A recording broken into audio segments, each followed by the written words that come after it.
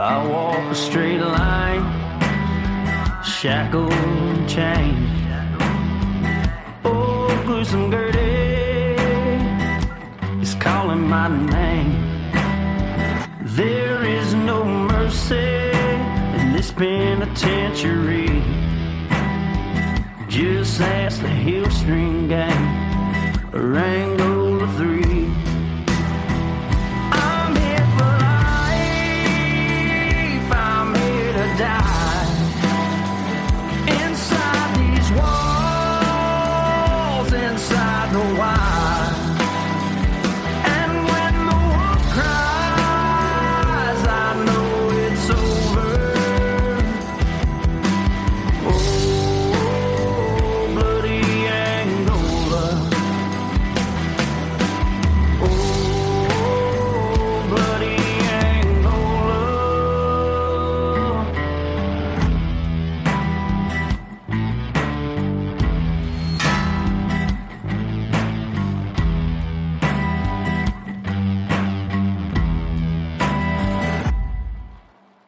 Hey everyone, and welcome back to Bloody Angola, a podcast 142 years in the making, the complete story of America's bloodiest prison.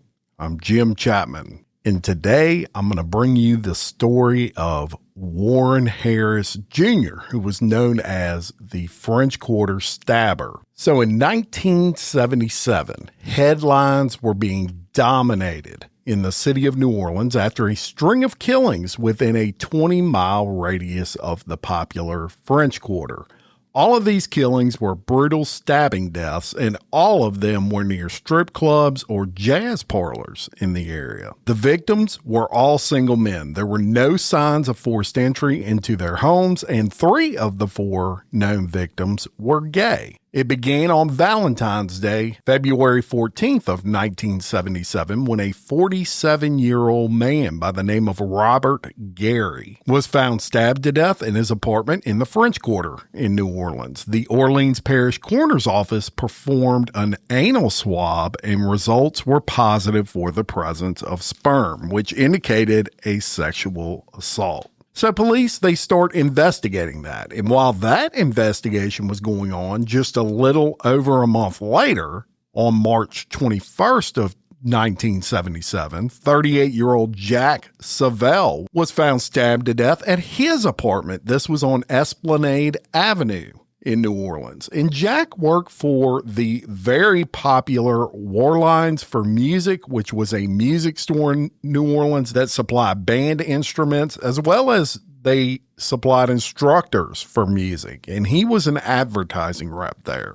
And this guy was really well known in the area. New Orleans, known for its music, right? So everybody knew this guy as a really good, decent human being. Now, a neighbor noticed his apartment door open and found Savelle stabbed to death. He had also been sexually assaulted. But Jack was not robbed. Both an undisclosed amount of money and a valuable camera were left untouched in that home, and he was only stabbed once. But that stab wound was with a 12-inch kitchen knife. And police were able to determine that the stabbing took place between midnight and 2 a.m. So they're on the case, right? And less than 2 weeks after that incident, on April 1st of 1977, 59-year-old Alden Delano was found stabbed to death in his apartment. This was on Royal Street in New Orleans. He was found around 7:30 a.m. and he was crouched in a kneeling position on his living room floor. He was not wearing a shirt nor underwear, and it appeared he had been sexually assaulted as well. Alden's pockets were turned inside out, and his apartment was ransacked. And he was also stabbed with a kitchen knife. And when police looked into Alden's background, they discovered something that kind of shocked them. Alden also worked for Warlines Music as a piano teacher, which is the same place that Jack worked, right?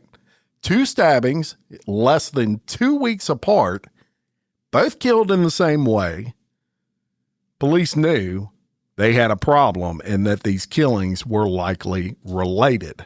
And it was shortly thereafter that another friend and coworker of both Jack's and Alden's was interviewed by reporters, and he stated that he had been threatened on the telephone by a man who said, quote, he too was marked for death.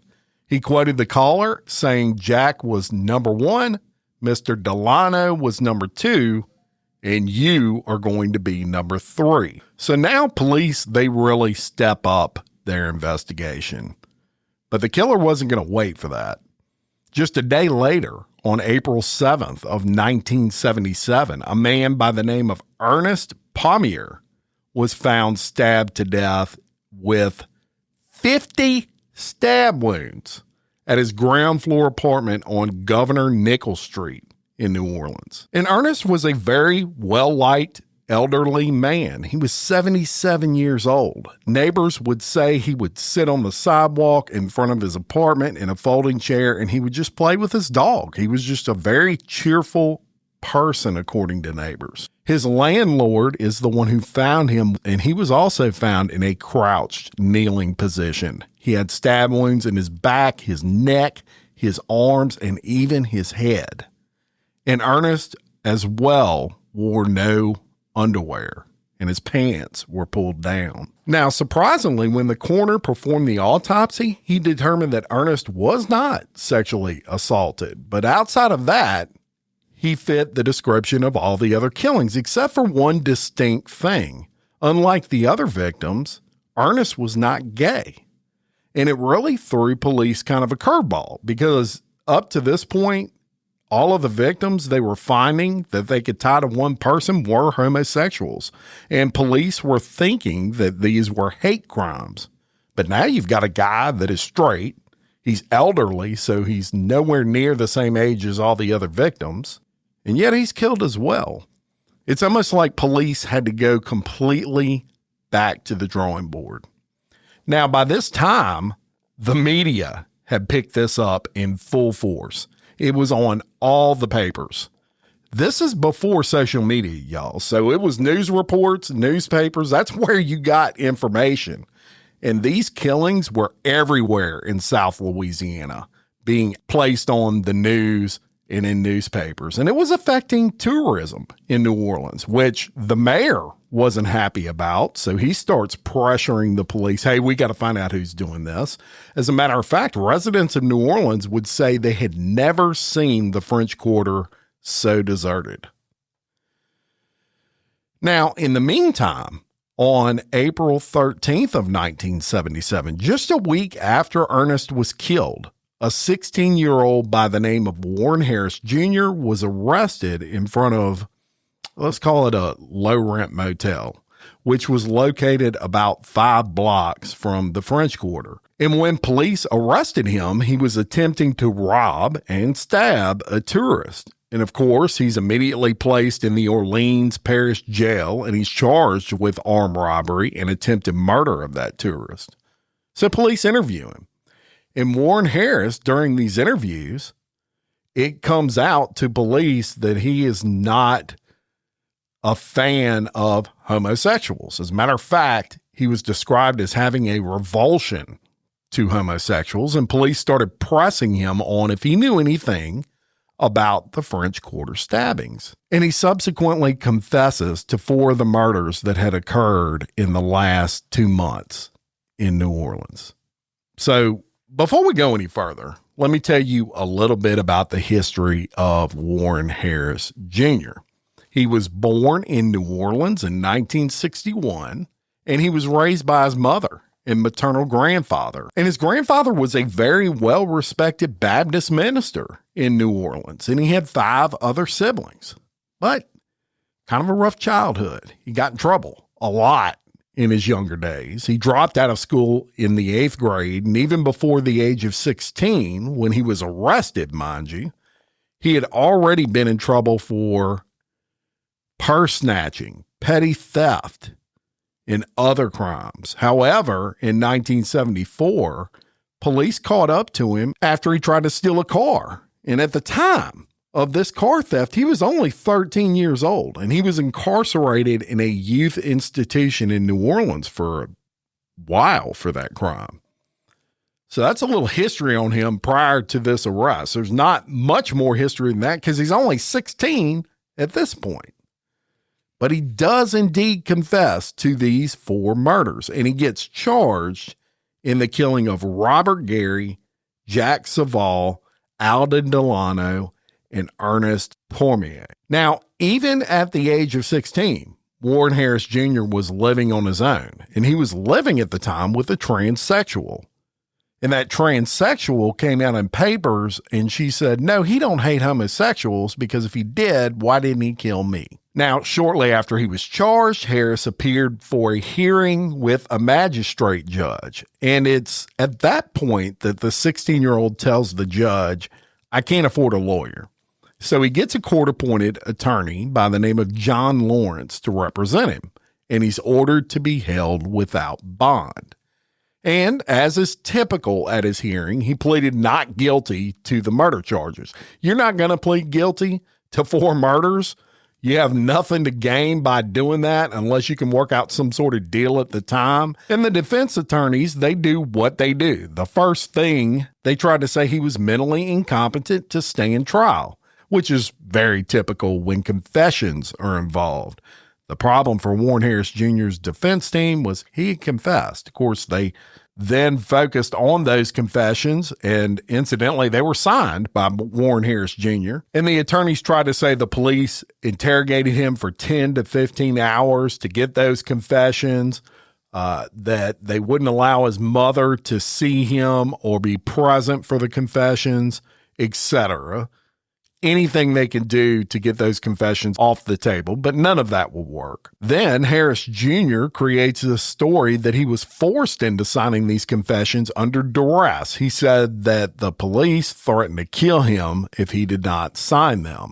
It was later determined that that was bullshit, and the judge denied the attorney's motion to throw that confession out. So on May 31st of 1977, 3 psychiatrists who examined Warren Harris Jr., they tell the judge that he indeed understands the charges against him, and so there goes that incompetency defense that they were trying to mount for Warren Harris Jr. So the trial starts in October of 1977. And some of the notable events that took place at the trial, officers said that Harris made oral statements about all 4 stabbings and that's why they charged him. Harris initially claimed to be a witness at Delano's death. He said that a man nicknamed Cliff had done the killings. But the detective testified when he was pressed for details that Harris just spontaneously came forth and said, Cliff didn't do it, I did it. That statement was signed by Harris, and in it he said Delano struck up a conversation with him on the bus and asked him if he would help in moving some furniture. Harris then went to his house, and Harris said he offered me a beer, and I took that beer. I was involved in a sex act with Mr. Delano, and he gave me $10 and I left. The statement said Delano invited Harris to return whenever he wanted to. And Harris said that he returned 3 times and killed Delano on that final visit when, quote, he tried to force me to do something that I did not want to do. He tried to rape me. And a pathologist, Dr. Paul McGarry, he testified at the trial that he found 78 stab wounds, 78 when he examined the body of Ernest Cormier. He testified that the stab wounds were made by at least 2 different weapons, one with a thin blade and the other with a broad blade. Other medical experts also testified, and they said that 2 of the other men were killed with a single stab wound, while a third was stabbed 3 times. A witness testified at the trial of seeing someone run past her the night of Cormier's death. She said, I saw the flash of the blade of a knife. It was a very long knife. It seemed to be 1 foot to 1.5 feet long. When asked if she saw the person with the knife in court, she pointed out Warren Harris Jr. and said, he appears to be the same person I saw run past me. Now, despite the defense objections, oral and written confessions were read in court. In the confession to the murder of Delano, Harris said he tried to rape me. I ran to the kitchen and I got a knife and I, quote, jugged him. I thought he was still alive, so I put a pillow over his head. Harris claimed in court that Cormier tried to rape him. And remember, Cormier was the only victim, y'all, that was not sexually assaulted. Harris said he tried to rape me and I jugged him. He did the same thing that Delano did and I killed him. So the defense continued to claim that Harris was forced to sign confessions after hours of intense questioning. Then Harris took the stand in his own defense, and he told the court that he was threatened by a detective to confess or he would, quote, take me off and shoot me in the head and throw me in the river. 10 policemen were brought into the courtroom and lined up, and Harris picked out the 6 that made threats to him at that point. And prosecutors claimed privately that Harris had picked out different officers during an identical lineup during a hearing just a few months prior. Prosecutors alleged that Harris was a sex worker who committed the murders after having sex with his victim, and Harris was convicted of murdering 3 of the 4 men. The state court jury recommended life in prison without the possibility of parole or probation, and the jury of 7 men and 5 women deliberated just 2 hours and 25 minutes before convicting Harris of 3 of the murders. The assistant DA actually asked for the death penalty, but the defense attorney, of course, recommended life, and he cited Harris's age and mental records as reasoning for that. Now, Harris was acquitted of murdering Robert Gary. The jury just felt there wasn't enough evidence to place Harris at the scene of that crime, but he was convicted of the murder of Jack Saval, Alden Delano, and Ernest Cormier. So on November 17th of 1977, Harris was sentenced to 3 consecutive life sentences. And remember, he's only 16 years old. So right out the gate, he goes to Orleans Parish Prison. And he's not exactly what you'd call a model prisoner.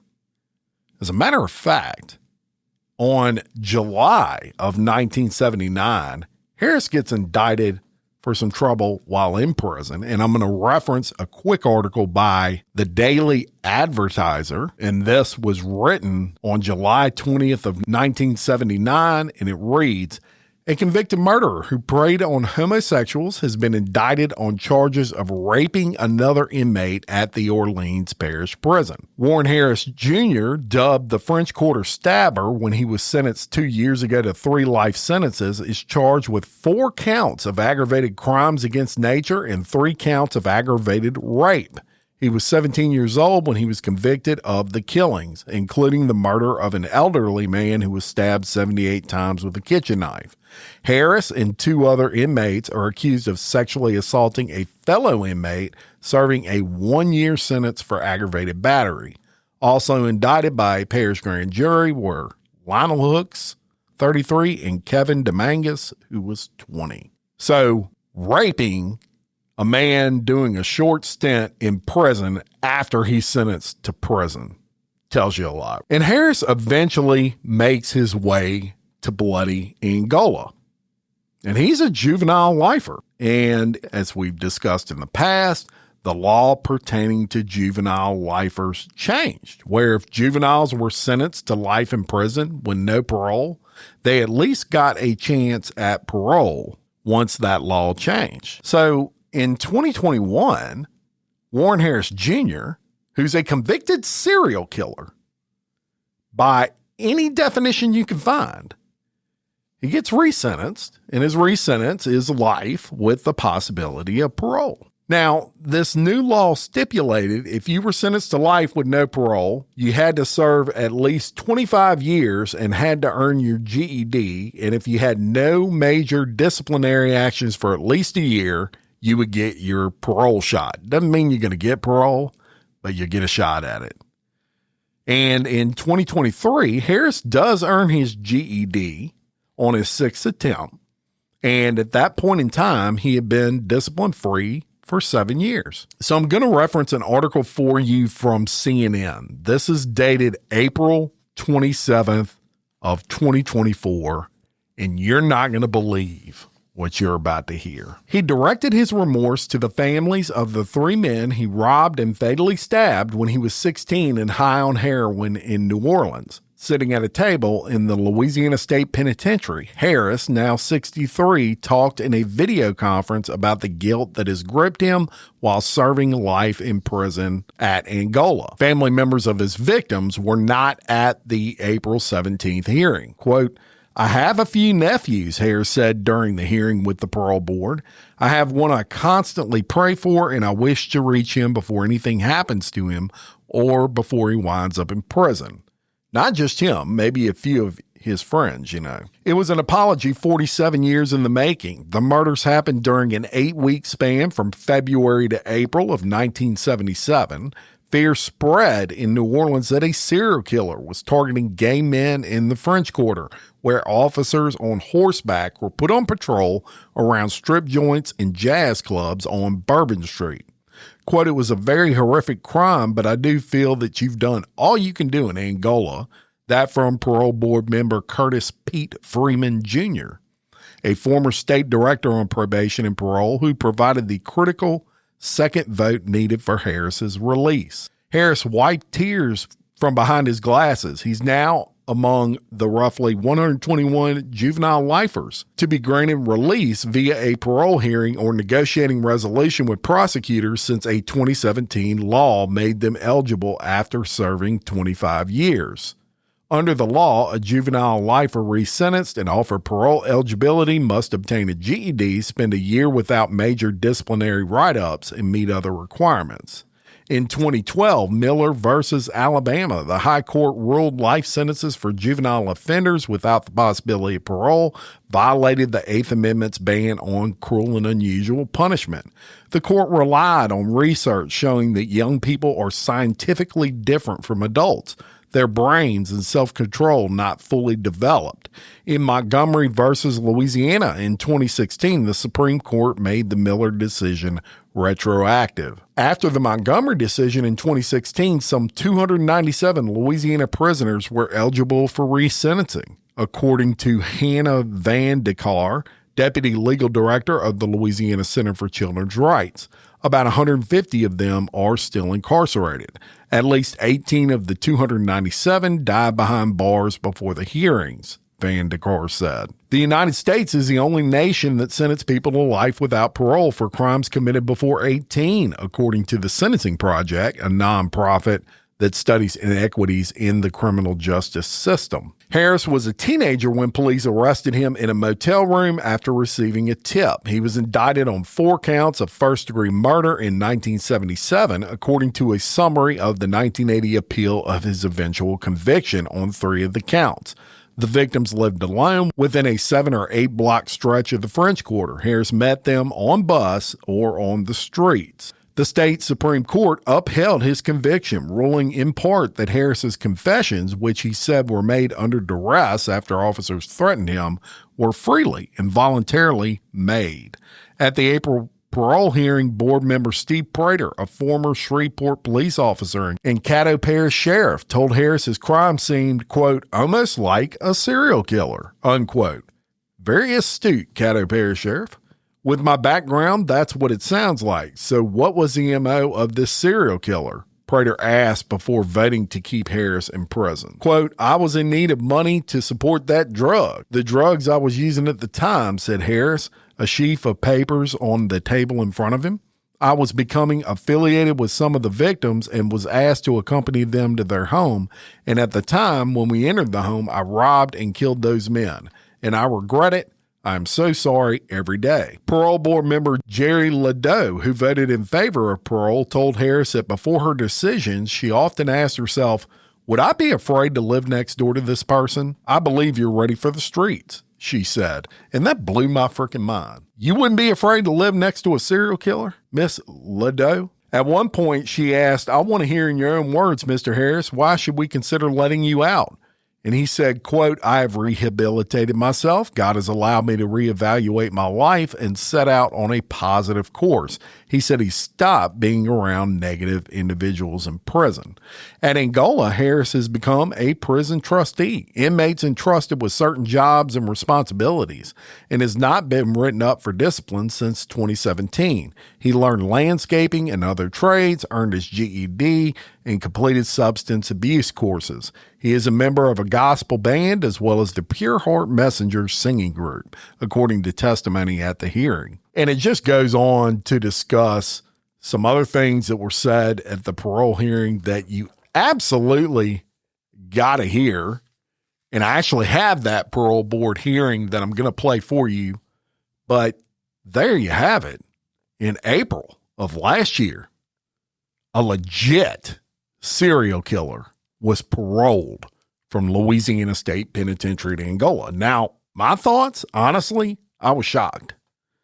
This wasn't one of those situations where this guy lost his shit on PCP, killed someone, and it was totally out of character for this guy. It occurred when, the person's 15 or 16. It was a one-off, and not that any of that is good, and not that those people don't deserve to stay in prison. But you're talking about a guy that killed at least 3 people, likely 4, possibly more, via stabbing them to death, which is a brutal and emotion-filled type of killing. So he goes to jail for it, and while in prison, rapes another inmate and catches yet another charge. I don't know what eventually happened with that charge, but he was sure charged with it. It's just insane for me to think he gets out of prison ever. Just my opinion. Now, per his parole conditions, he's going to remain under supervision for the rest of his life, meaning he'll have a parole officer he has to report to. But this one boggles my mind. So what were they thinking? Well, I want to be fair here. So in this clip, you're going to hear from both Warren Harris Jr. as well as the parole board. And here it is in full, that parole board where Warren Harris Jr. was released from prison. Mr. Harris, I'm going to read some information for the record. Please stop and correct me if you think anything is wrong. Okay, sir? Yes, sir. Okay. First off, you've said your name and your DOC number. You are serving a life sentence on 3 murders. You were sentenced in 1977 to life sentence. And at the time, I think you were 16 years old. Yes, sir, I was. Okay. All right. Your case today has been signed to Ms. Ledoux. Please answer any records that she may have. Good morning, Mr. Any Harris. questions? Good morning, ma'am. Mr. Harris, I don't know that I've seen anyone as diligent to try to get their GED as you have been. How many times have you taken the GED class, the testing? Ma'am, it has been maybe 3 or 4 times. Yeah. And you worked hard to get that. You just received that last year? Yes, ma'am. So, Mr. Harris, you were a juvenile lifer, and were you resentenced, or were you just given parole? Did you have to go back to court to be resentenced? I was resentenced, yes, ma'am. And in what year was that?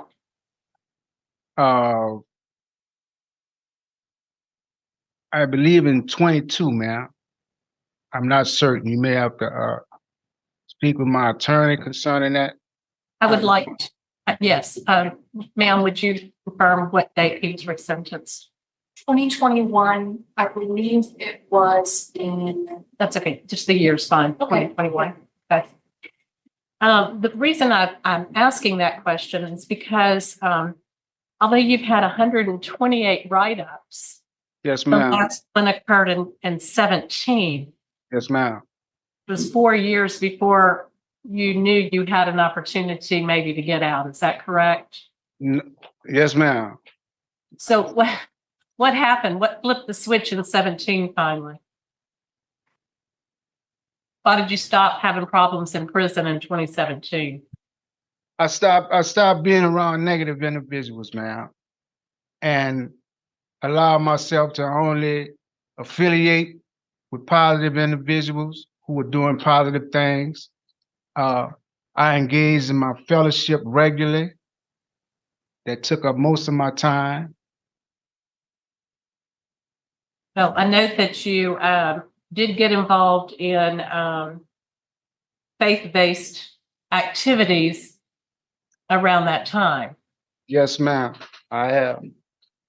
You started engaging in a lot of the opportunities in that particular subculture of the prison, the faith community. Yes, ma'am. I come from a Christian background. My family has always been spiritual believers, and I continue. Well, are you restarted? Because Yeah. looks like you weren't in the right track for many years there. I was not. No, I was not, ma'am. I read the background of the case itself. Pretty heinous crime. Yes, Right. ma'am. Yes, ma'am. I take full responsibility, ma'am. Okay. I really do. And I regret that had ever happened. So you have taken victim awareness. Yes, ma'am, I have. I want to hear in your own words, Mr. Harris, why should we consider letting you out? I have rehabilitated myself. God has allowed me to reevaluate my life and set out on a positive course. That positive course had led me to obtain several certificates in healthcare provider. I'm skilled at landscaping, as various other trades, janitorial, and at present I am a academic GED literacy student, and I feel that I will be able to contribute to society in which the community I will live if given the opportunity.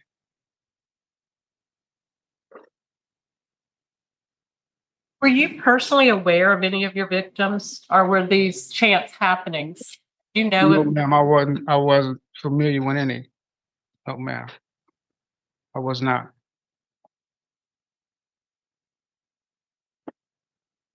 in the record, it indicates that you haven't had family visits, but I do see that you have your sister and a niece.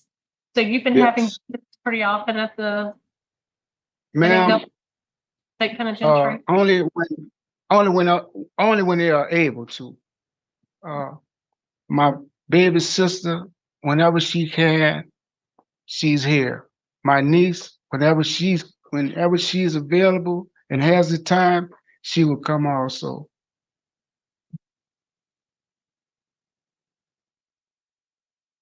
Um,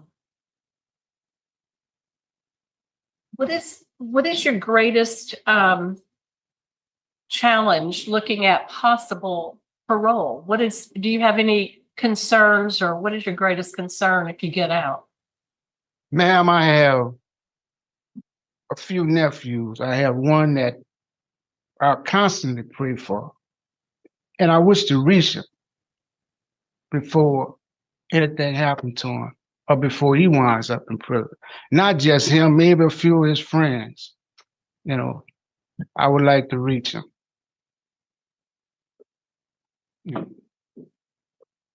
Um, I'm gonna reserve the right to come back and ask more questions later, but at this time, Mr. Freeman, I'm gonna turn it back over to you. Mr. Purdue, you have any questions? Yes, sir. Mr. Harris, Yes, sir. you pled or you were found guilty of killing three. Yes, sir. Were those at different times? Tell me about the time in between each. It was different times. How long was it between each one? I'm trying to understand the crime. I don't care about the gory details. According to the records, it was from February 13, I believe, until April 6, I believe. Okay, so length of time. Well, And there was a fourth murder. Did you commit that one too? I was found not guilty. I was found not guilty, sir. Okay. Did these all take place at the same place? The same area, within the same area, sir. Okay. And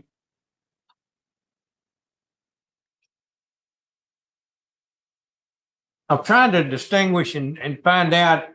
It sounds almost like a serial killer. Okay. I mean, that's with my background, that's what it sounds like. So what was the MO of this serial killer? I understand. I was a young juvenile, teenager, no sense of direction, a high school dropout, swallowing all kind of pills and everything you could think of at that time, you know. And I just sorry it happened, and I just wasn't in the right state of mind, sir. Yes, I mean, did you set these murders up in order to rob the people? Or No, was- sir. It was not a setup. It was not a setup at all. Then why did you? I was in need of money to support the drugs I was using at the time. I became affiliated with some of the victims, you know, and was asked to accompany them to their home. And at the time, when we entered the home, I robbed and killed those men, and I regret it.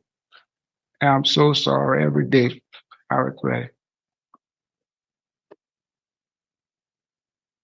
That's all that I have. Thank you, Mr. Harris. Okay, Mr. Harris, I just have one question. What have you done to address your drug problem since you've been in Angola? I have taken drug courses, living in balance, step 1 and 2. Plan up when you get out? Sir? Do you plan on following up if you Yes, were? sir. Yes, sir. I will certainly follow up. And I'm sure Mr. Myers will have some stuff to say about that when he speaks. Okay, I have no further questions. So now we will go to the family. First, Roberta Harris, sister-in-law. That's me.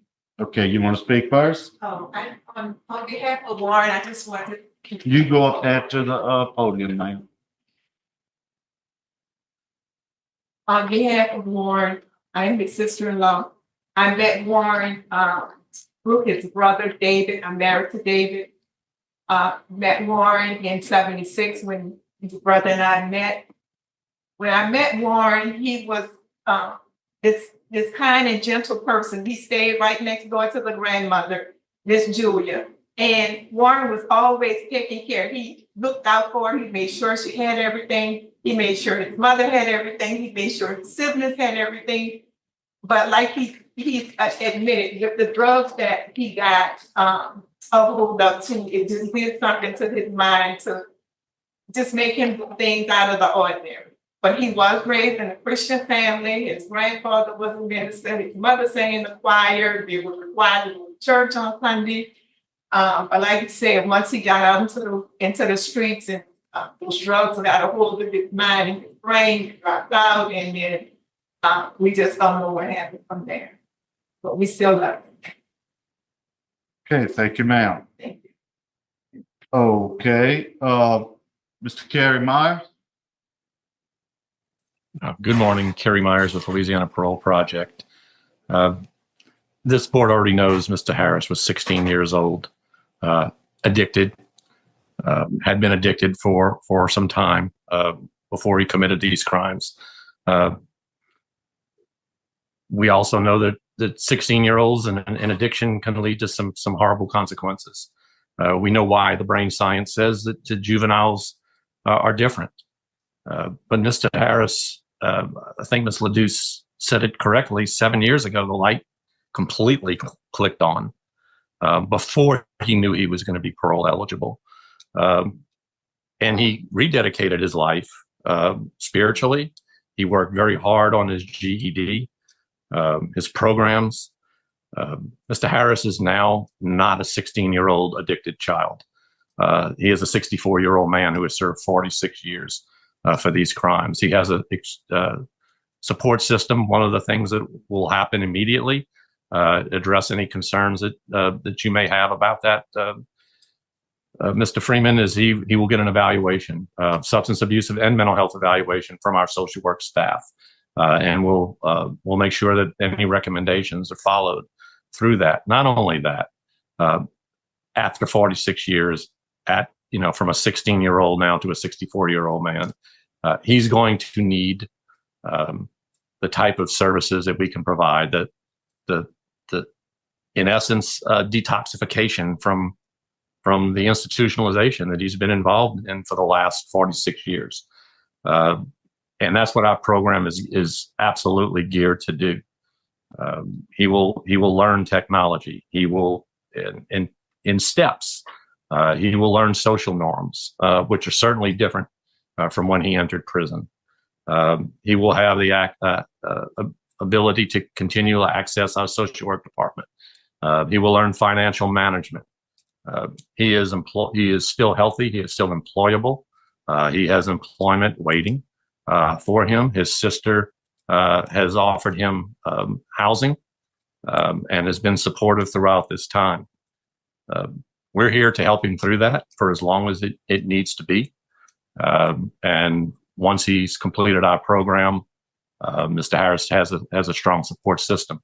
So we would just ask this board to consider the fact that, he is not the 16-year-old addicted child that committed these crimes. Regardless, you can't minimize any of the actions. They were horrific, but this is the whole capacity to grow and mature is the reason we're here today. And so we'd ask this board to consider all these factors today in making their decision.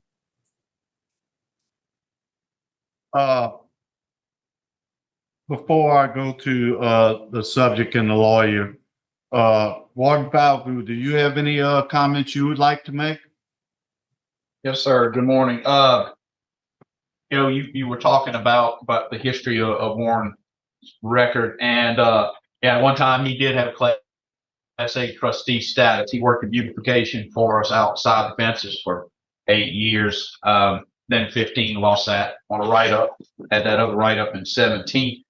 He's worked his way back up to a Class A again. When he did back in 2017, worked his way back up to a Min B. His job was a union supply stock clerk for us in the warehouse. He was responsible for a lot of inventory that was worth a lot of money, and those jobs are jobs that we will put inmates in that we can trust to the degree of, even with oversight, that they're going to do a good job for us. And he did that until 18, when he went into his full-time GED. And I think he was 6 times in his GED attempts, and finally there, and now he's a tutor. So yeah, he definitely in 17, as you guys stated, has done a good job in turning that corner and maintaining his process and his projection to where he is now. So his focus has changed. Thank you, Warden. Sure. Okay, Mr. Harris, would you like to make a statement? Yes, sir. Ma'am? Ms. Palmer hasn't spoken yet. Oh, okay, I thought he had his speaker. Let's see. No, he hasn't. Ms. Palmer, would you like to speak? Yes, sir. Thank you so much for this opportunity. Yes, ma'am. Good morning. I'm Warren Harris' baby sister, and we all were disobedient to our mother and our grandparents coming up. I was pregnant at 14. I was a grandmother at 40.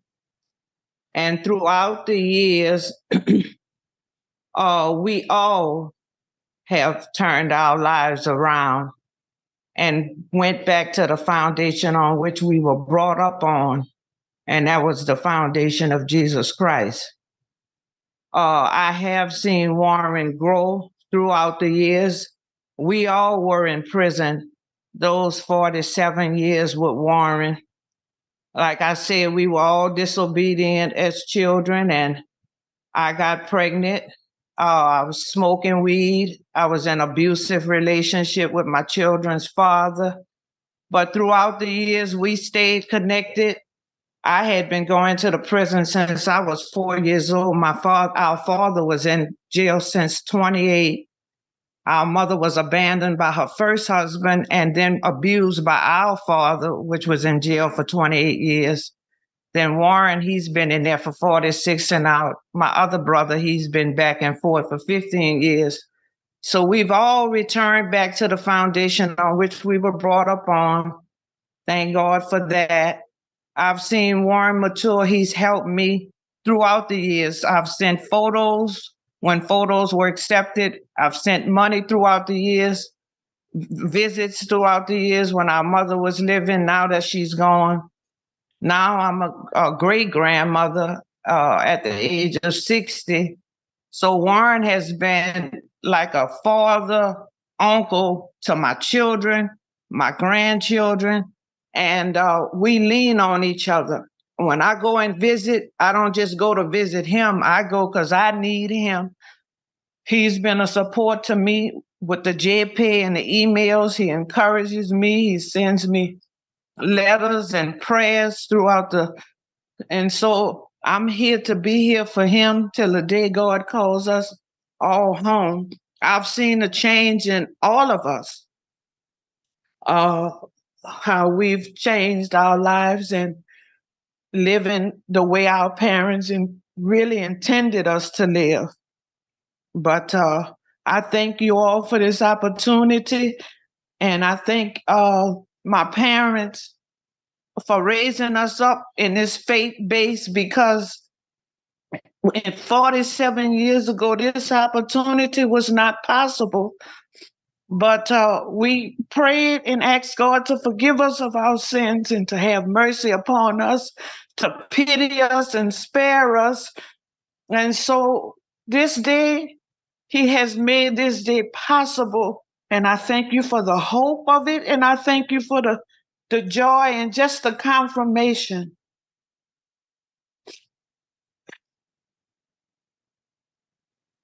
Thank you, ma'am.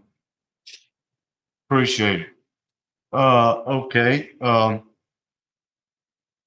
Miss Floresca, you ready? Like, Yes, ma'am. perhaps you wanted Warren to speak first. I wasn't sure. However y'all want to do it. Usually the inmate speaks first, so it's up to you. We can have Mr. Harris speak first. Okay, Mr. Harris, your attorneys, Yes. want you to speak.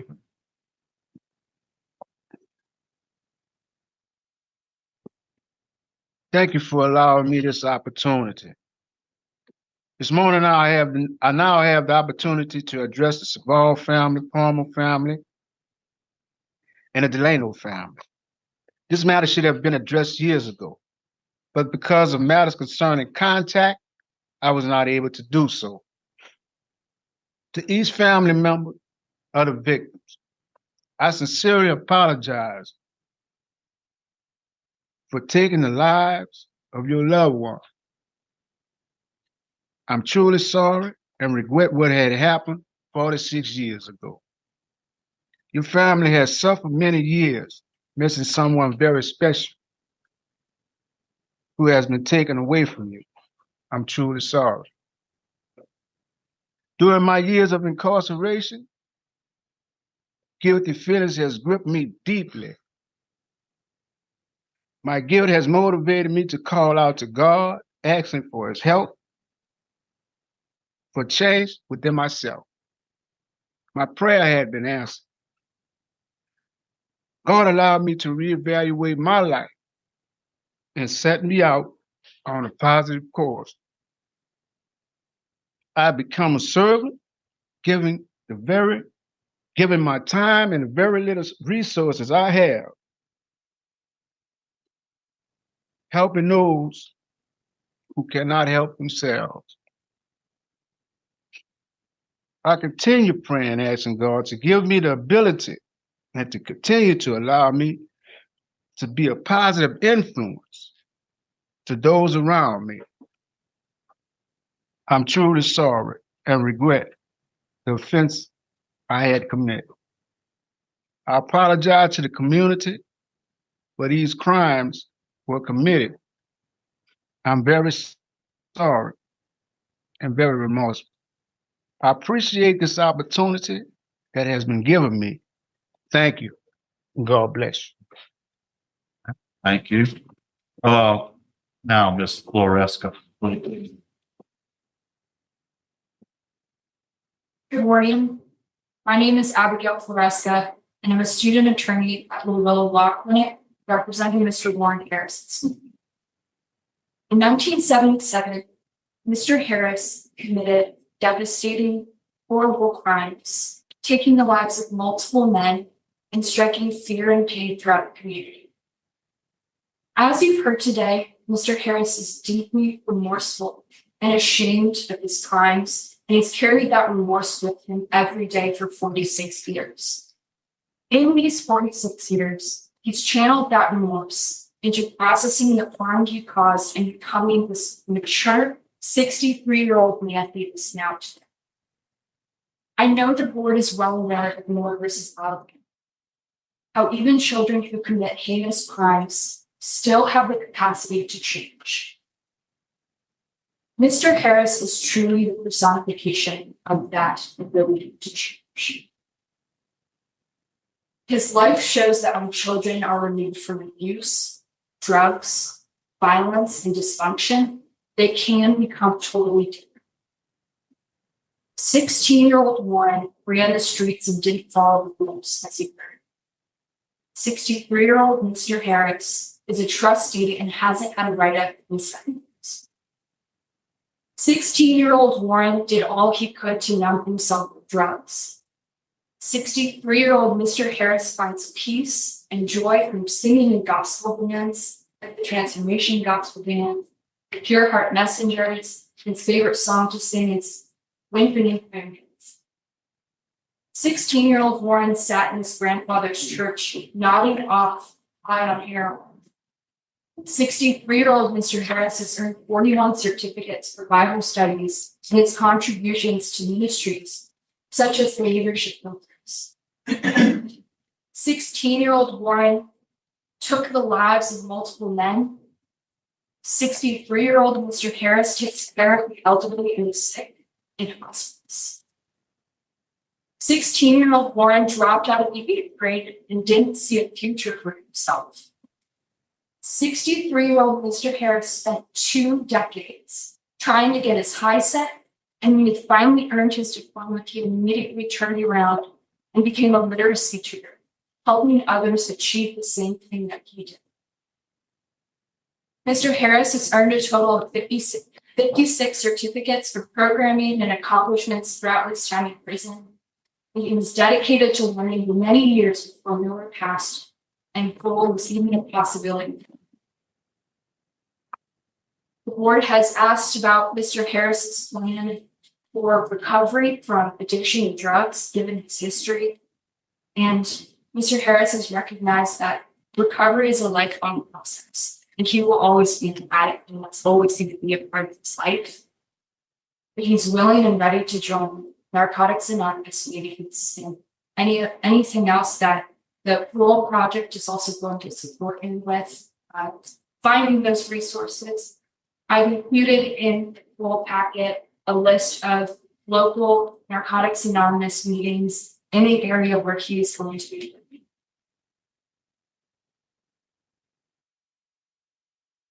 Should the board grant parole, Mr. Harris has the support of his family, his friends, and the Parole Project.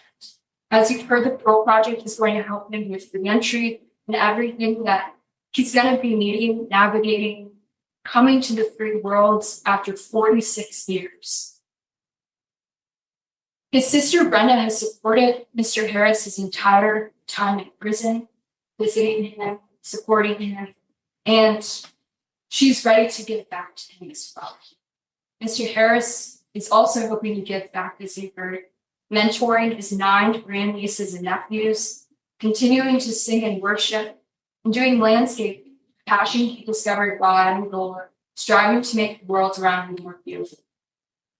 The significance of Miller hearings is that children who have spent the majority of their lives incarcerated have the opportunity to show they've changed. And in 46 years, Mr. Harris has done just that. Today, he's a trustee, a man of faith, a literacy tutor, and a source of support to those around him. Pastor Savoy wrote, "He has a heart for people and a life that reaches those who seek to be unreached." In light of the person that Mr. Harris is today, we urge the Honorable Board to grant Mr. Harris's parole. Thank you very much. Thank you. Okay. I will vote. Ms. Ledoux, since you have the case, you will vote first.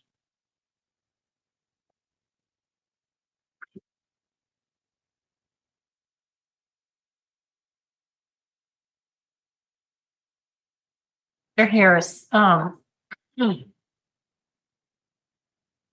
you have to understand all of us take this role very, very seriously. And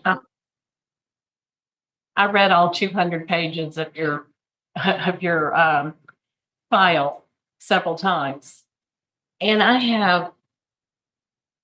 I've gone back and forth on this. Hearing you today was very insightful. You have a low risk assessment on the tools that we are provided with. You have good plans for your release. You have what I consider adequate institutional educational accomplishments. I can't change what you have done in taking the lives of those people. Many times I ask myself before I make a vote, would I live next door to this person? Would I be afraid to live next door to this person? Mr. Harris, there's still some things in your record that concern me, some of the write-ups that you've had, especially the 21s. Okay, I'll be honest. 21. 21. But at this point, after 47 years of incarceration, I believe that you're ready for the streets. And so my vote today is to grant parole, with the condition that the Parole Project tune in very carefully to your needs for your giving you the tools to make good decisions. Okay, so my vote is to grant. Okay, thank you. Mr. Prater? I've heard some very strong arguments and recommendations today, and I applaud you, Mr. Harris, for your growth and the accomplishments that you have accomplished. I think you're truly repentant of what you've done. I think we all have our mission fields in life. I'm a strong believer in that. I truly believe that your mission field is there at Angola, at Louisiana State Penitentiary. And it's similar to, I guess in my mind, it's similar to a person that might smoke and then develop cancer and then quit smoking. They still have the cancer. They still have to pay the price for what they did. And so having said all of that, and considering the fact that you were given 3 life sentences to run consecutively, my vote is to deny. Okay, thank you. Okay, I looked at this, Mr. Harris, in a lot of ways. You were 16 years old when this occurred. You were on drugs real bad. Yes. That does not make any excuses for what you did. It was, like your lawyer said, it was a very horrific crime. But I do feel that you've done all you can do in Angola. That that your work is done there, but you have plenty of work left. So my vote today is also going to be to grant to the Parole Project. Okay, Mr. Myers, I want him very thoroughly drug treatment. I want him to look at that closely. And if he needs inpatient treatment, you get back with us. Okay. Gonna do that. Also, I want you to have drug screens 2 times per month for the first 6 months. You fail any of those drug screens, I can promise you will be returned. And that's all the conditions I'm gonna put on you. I'm gonna let you off to put the rest. I thank your family for showing up here today, and your representatives have meant a lot. Like your sister said, y'all need to all grow together. Thank you, sir. World's gonna be watching you, I can promise you. So be careful. That's my vote. Congratulations. I just have to say, Mr. Harris, it's very difficult to make these kind of choices, okay? And then I appreciate what you've done. I understand. Thank you, ma'am. Now, after hearing that, personally, my opinion hasn't changed. I'm going to say it again. 4 victims? Convicted of at least 3? Where's the justice for the victims here? And you heard him say, hey, I was high on drugs. I was a drug addict when I committed these murders. I mean, so fucking what? That doesn't excuse it. Or in my opinion, carry any weight as to why you should be released from prison for it. There are millions of people on this earth that are addicted to drugs that don't go around killing random multiple people because of it. It's a bullshit excuse. And it totally negates the victims, in my opinion. Could he have changed during those 46 years in prison? Sure, maybe. But that doesn't mean you should walk the streets. You have to serve the time for your crime. It's just bizarre. There you have it. Check us out on Patreon for commercial-free early releases and more. Patreon.com/Bloody Angola podcast. And thank you so much for those members for their support. I couldn't do the show without them. Simple as that. And until next time, for Bloody Angola, a podcast 142 years in the making, the complete story of America's bloodiest prison. Peace.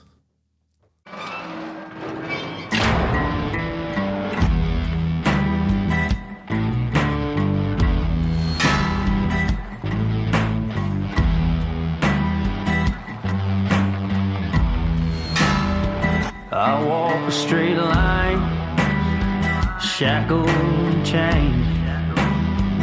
Oh, gruesome Gertie is calling my name. There is no mercy in this penitentiary. Just ask the Hill String Gang or Angola.